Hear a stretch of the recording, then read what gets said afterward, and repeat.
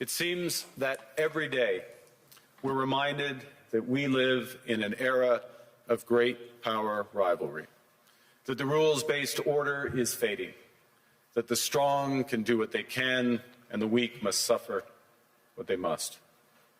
And this aphorism of Thucydides is presented as inevitable, as the natural logic of international relations reasserting itself. And faced with this logic, there is a strong tendency for countries to go along to get along, to accommodate, to avoid trouble, to hope that compliance will buy safety. Well, it won't. So what are our options? In 1978, the Czech dissident Václav Havel, later president, wrote an essay called The Power of the Powerless. And in it, he asked a simple question: how did the communist system sustain itself? And his answer began with the greengrocer. Every morning, this shopkeeper places a sign in his window: "Workers of the world unite." He doesn't believe it. No one does. But he places the sign anyway to avoid trouble, to signal compliance, to get along. And because every shopkeeper on every street does the same, the system persists. Not through violence alone, but through the participation of ordinary people in rituals they privately know to be false. Havel called this living within a lie. The system's power comes not from its truth, but from everyone's willingness to perform as if it were true. And its fragility comes from the same source. When even one person stops performing, when the greengrocer removes his sign, the illusion begins to crack. Friends, it is time for companies and countries to take their signs down. For decades,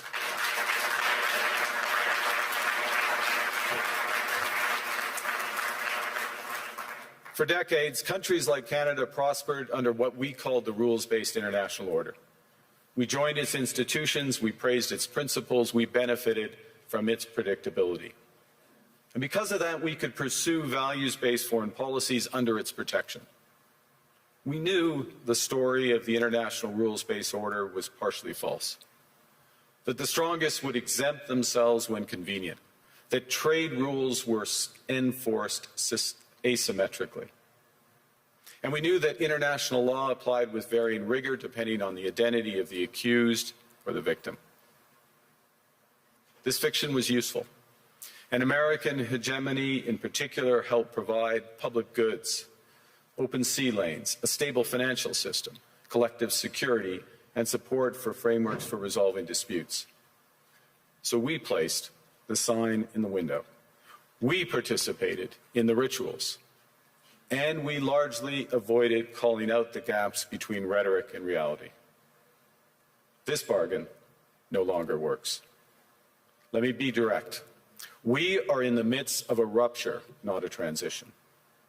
Over the past 2 decades, a series of crises in finance, health, energy, and geopolitics have laid bare the risks of extreme global integration. But more recently, great powers have begun using economic integration as weapons. Tariffs as leverage, financial infrastructure as coercion, supply chains as vulnerabilities to be exploited. You cannot live within the lie of mutual benefit through integration when integration becomes the source of your subordination. The multilateral institutions on which the middle powers have relied, the WTO, the UN, the COP, the architecture, the very architecture of collective problem solving are under threat.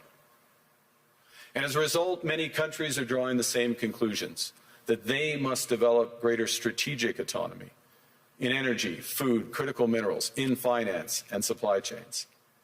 And this impulse is understandable. A country that can't feed itself, fuel itself, or defend itself has few options. When the rules no longer protect you, you must protect yourself. But let's be clear-eyed about where this leads. A world of fortresses will be poorer, more fragile, and less sustainable. And there's another truth. If great powers abandon even the pretense of rules and values for the unhindered pursuit of their power and interests, the gains from transactionalism will become harder to replicate.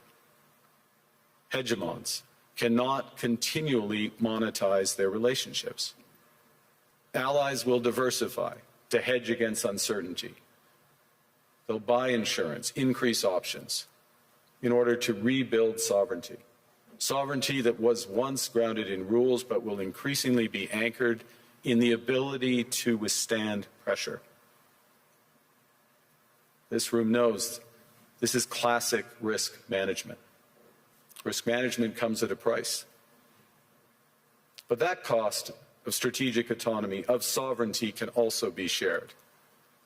Collective investments in resilience are cheaper than everyone building their own fortresses. Shared standards reduce fragmentations. Complementarities are positive sum. And the question for middle powers like Canada is not whether to adapt to the new reality. We must. The question is whether we adapt by simply building higher walls or whether we can do something more ambitious. Now, Canada was amongst the first to hear the wake-up call, leading us to fundamentally shift our strategic posture. Canadians know that our old, comfortable assumptions that our geography and alliance memberships automatically conferred prosperity and security, that assumption is no longer valid. And our new approach rests on what Alexander Stubb, the President of Finland, has termed value-based realism. Or to put another way, we aim to be both principled and pragmatic. Principled in our commitment to fundamental values, sovereignty, territorial integrity, the prohibition of the use of force except when consistent with the UN Charter, and respect for human rights. And pragmatic in recognizing that progress is often incremental, that interests diverge, that not every partner will share all of our values. So we're engaging broadly, strategically, with open eyes. We actively take on the world as it is, not wait around for a world we wish to be. We are calibrating our relationships so their depth reflects our values. And we're prioritizing broad engagement to maximize our influence, given the fluidity of the world at the moment, the risks that this poses, and the stakes for what comes next. And we are no longer just relying on the strength of our values, but also the value of our strength. We are building that strength at home. Since my government took office, we have cut taxes on incomes, on capital gains and business investment. We have removed all federal barriers to interprovincial trade. We are fast-tracking $1 trillion of investments in energy, AI, critical minerals, new trade corridors, and beyond. We're doubling our defense spending by the end of this decade, and we're doing so in ways that build our domestic industries. And we are rapidly diversifying abroad. We've agreed a comprehensive strategic partnership with the EU, including joining SAFE, the European Defence Procurement Arrangements. We have signed 12 other trade and security deals on 4 continents in 6 months. The past few days, we've concluded new strategic partnerships with China and Qatar. We're negotiating free trade pacts with India, ASEAN, Thailand, Philippines, and Mercosur. We're doing something else. To help solve global problems, we're pursuing variable geometry.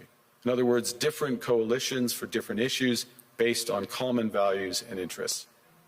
So on Ukraine, we're a core member of the Coalition of the Willing and one of the largest per capita contributors to its defense and security. On Arctic sovereignty, we stand firmly with Greenland and Denmark and fully support their unique right to determine Greenland's future.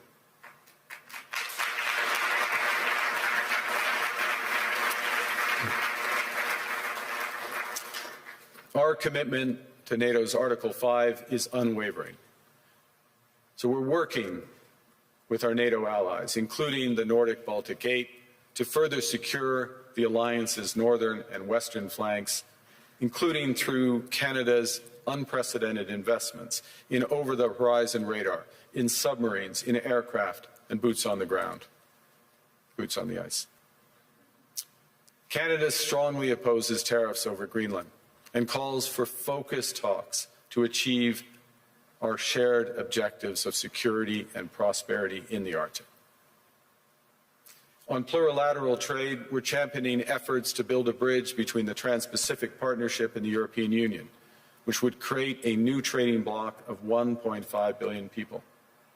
On critical minerals, we're forming buyers' clubs anchored in the G7 so that the world can diversify away from concentrated supply. And on AI, we're cooperating with like-minded democracies to ensure that we won't ultimately be forced to choose between hegemons and hyperscalers. This is not naive multilateralism, nor is it relying on their institutions. It's building coalitions that work, issues by issue, with partners who share enough common ground to act together. In some cases, this will be the vast majority of nations. What it's doing is creating a dense web of connections across trade, investment, culture, on which we can draw for future challenges and opportunities.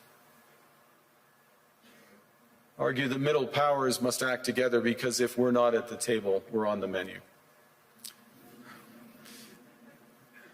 But I'd also say that great powers can afford for now to go it alone. They have the market size, the military capacity, and the leverage to dictate terms. Middle powers do not. But when we only negotiate bilaterally with a hegemon, we negotiate from weakness. We accept what's offered. We compete with each other to be the most accommodating. This is not sovereignty. It's the performance of sovereignty while accepting subordination. In a world of great power rivalry, the countries in between have a choice: compete with each other for favor, or to combine to create a third path with impact. We shouldn't allow the rise of hard power to blind us to the fact that the power of legitimacy, integrity, and rules will remain strong if we choose to wield them together. Which brings me back to Havel. What does it mean for middle powers to live the truth? Well, first, it means naming reality. Stop invoking rules-based international order as though it still functions as advertised. Call it what it is: a system of intensifying great power rivalry where the most powerful pursue their interests using economic integration as coercion. It means acting consistently, applying the same standards to allies and rivals. When middle powers criticize economic intimidation from one direction but stay silent when it comes from another, we are keeping the sign in the window. It means building what we claim to believe in. Rather than waiting for the old order to be restored, it means creating institutions and agreements that function as described. And it means reducing the leverage that enables coercion. That's building a strong domestic economy. It should be every government's immediate priority. And diversification internationally is not just economic prudence, it's a material foundation for honest foreign policy, because countries earn the right to principled stands by reducing their vulnerability to retaliation. So Canada. Canada has what the world wants. We are an energy superpower. We hold vast reserves of critical minerals. We have the most educated population in the world. Our pension funds are amongst the world's largest and most sophisticated investors. In other words, we have capital, talent. We also have a government with immense fiscal capacity to act decisively. And we have the values to which many others aspire. Canada is a pluralistic society that works. Our public square is loud, diverse, and free. Canadians remain committed to sustainability. We are a stable and reliable partner in a world that is anything but. A partner that builds and values relationships for the long term. And we have something else. We have a recognition of what's happening and a determination to act accordingly. We understand that this rupture calls for more than adaptation. It calls for honesty about the world as it is. We are taking the sign out of the window. We know the old order is not coming back. We shouldn't mourn it. Nostalgia is not a strategy, but we believe that from the fracture we can build something bigger, better, stronger, more just. This is the task of the middle powers. The countries that have the most to lose from a world of fortresses and a most to gain from genuine cooperation. The powerful have their power, but we have something too. The capacity to stop pretending, to name reality, to build our strength at home, and to act together. That is Canada's path. We choose it openly and confidently, and it is a path wide open to any country willing to take it with us. Thank you very much.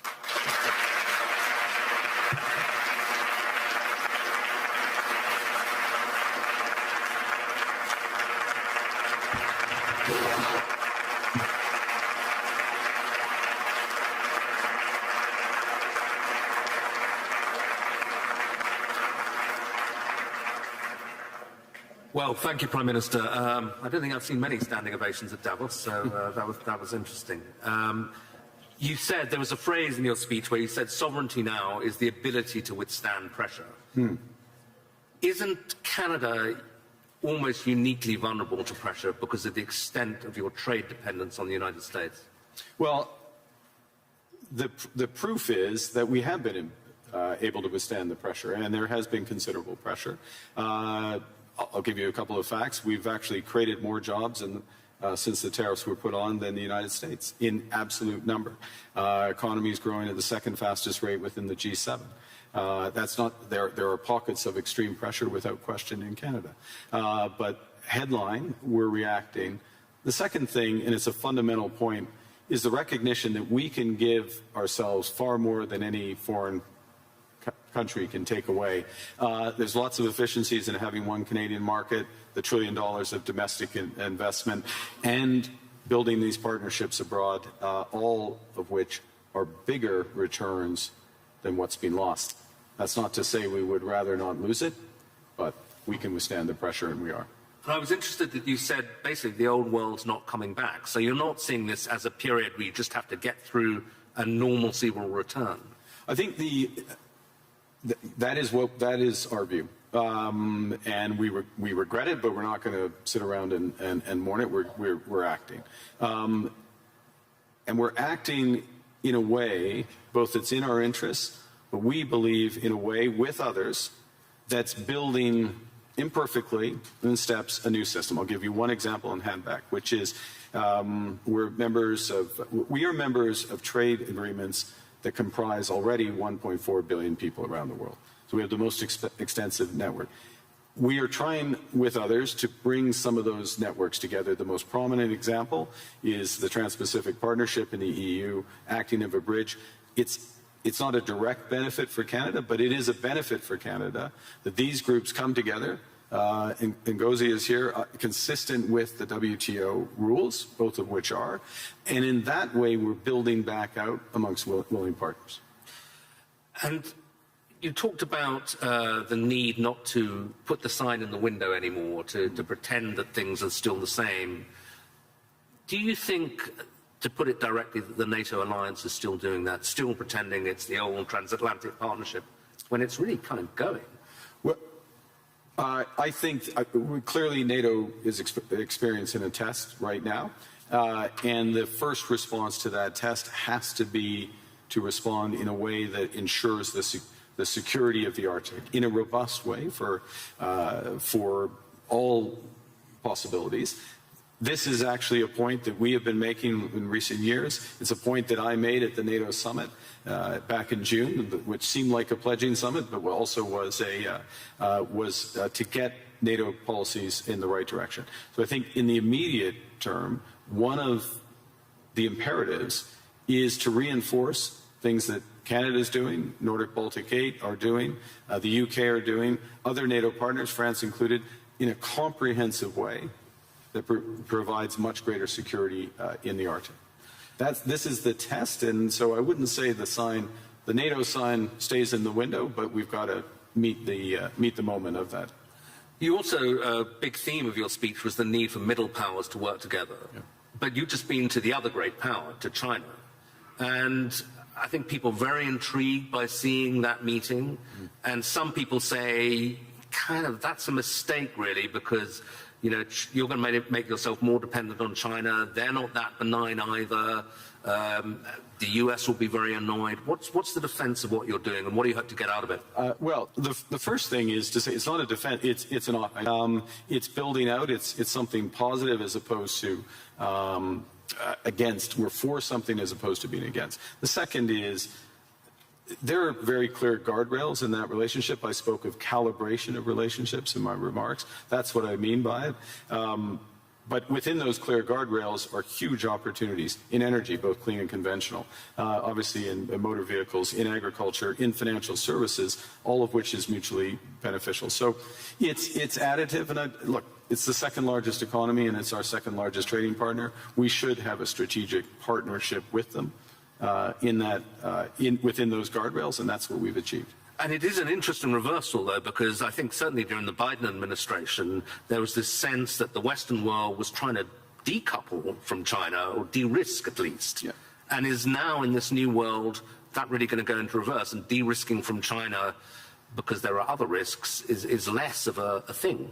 You need, again, many in this room, this is their livelihood, you need a web of connections. And to miss out in that web some of the largest ones, United States, we already have that, China, India, Mercosur, European Union, that's a mistake. That's not managing your relationships properly. That makes you stronger, makes you more resilient. And then on top of that, I'll give you again, I'll appeal since it's in the headlines to the Nordics. Nordics plus Canada, it's 20% of global GDP.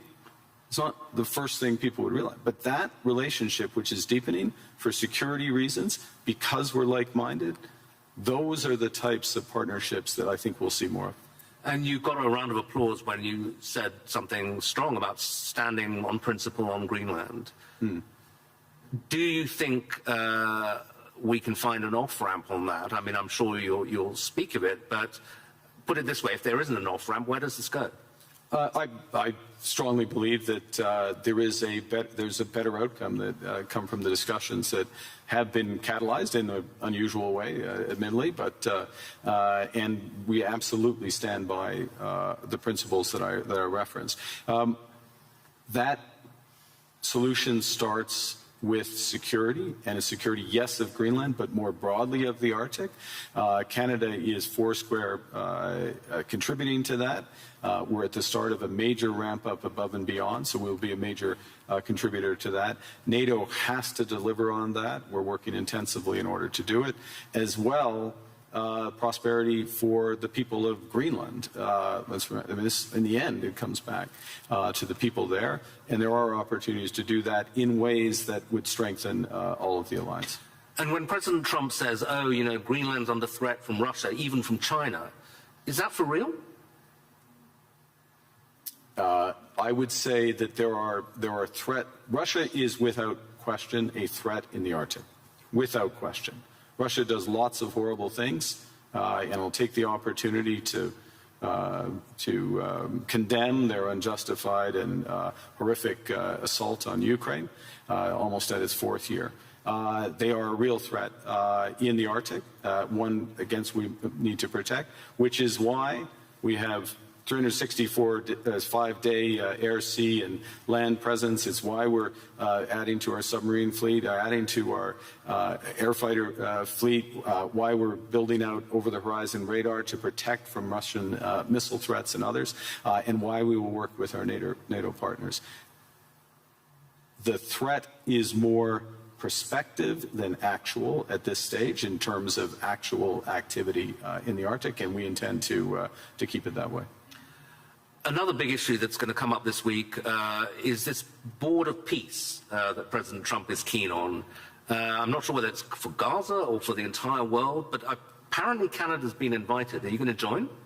We have been invited, and let me start by, I think we should recognize the progress that has been made in at least getting towards the end of the first phase of this process. And the activation, if I can put it that way, of the process to set up the Board of Peace is the start of phase two. Our view is, and that's to be welcomed, and this is a positive vehicle. Our view is we need to work on the actual structure of the vehicle. You just referenced, is it for Gaza? Well, the UN resolution, Security Council Resolution 2803, references a border peace for Gaza. That's where we see it becoming immediately operative, and it needs to be, in our view, it's better to be designed in that way for the immediate needs there. There are many other needs around the world, first point. Second point, it needs to coincide with the immediate full flow of humanitarian aid into Gaza. We are still not where we need to be. Conditions still are horrific, so that needs to come alongside. We think there's aspects of the governance and the decision-making process that could be improved, but we will work with others, obviously work with the United States, because we can to improve the situation, the horrific situation there, and to move onto a path to a true two-state solution. There's a suggestion you can get permanent membership of the Board of Peace by ponying up $1 billion. You going to write a check for that? We would write checks and deliver in kind to improve the welfare of the people of Palestine. But we want to see it delivered direct to those outcomes promoting peace, and so the mechanics and how it works that way. Okay, final question. President Trump and a lot of people who agree with him condemn globalism a lot. And I suspect, you would be the kind of epitome of a globalist. You worked for Goldman Sachs, I believe. You were a central banker. You're comfortable and lived in several countries. Is globalism, first of all, is it a thing, and is it over?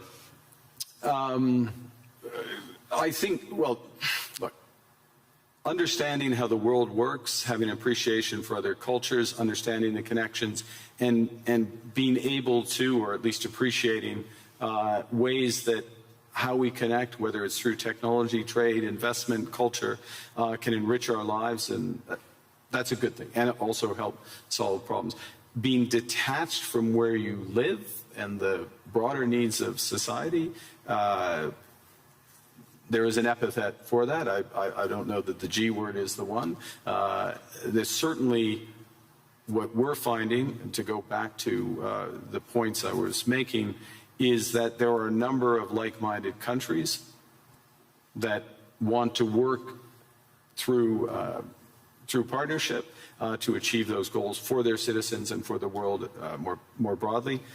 The call is for more to recognize what's really going on right now, and to pool their resources to the benefit of citizens. So it won't be global, it won't cover the globe, but it will be more powerful.